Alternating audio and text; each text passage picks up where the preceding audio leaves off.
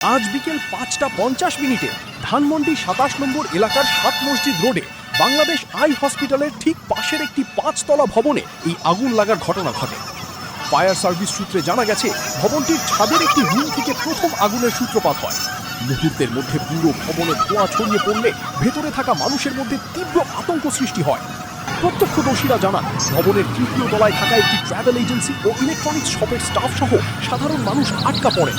কোনো উপায় না দেখে জীবনের ঝুঁকি নিয়ে তারা ভবনের জানালার কাঁচ ভেঙে জরুরি বহির্গমন সিঁড়ি বেয়ে নিচে নামতে শুরু করে।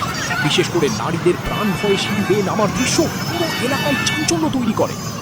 খবর পেয়ে তাৎক্ষণিকভাবে মোহাম্মদপুর ফায়ার স্টেশনের 2টি ইউনিট ঘটনাস্থলে পৌঁছে আগুন নিয়ন্ত্রণে কাজ শুরু করে। ফায়ার ফাইটারদের দ্রুত তৎপরতায় আগুন ছড়াতে পারেনি। প্রাথমিক তথ্য অনুযায়ী কোনো বড় ধরনের হতাহতের খবর পাওয়া যায়নি। তবে অগ্নিকাণ্ডের প্রকৃত কারণ ও ক্ষয়ক্ষতির পরিমাণ জানতে তদন্ত শুরু করেছে ফায়ার সার্ভিস।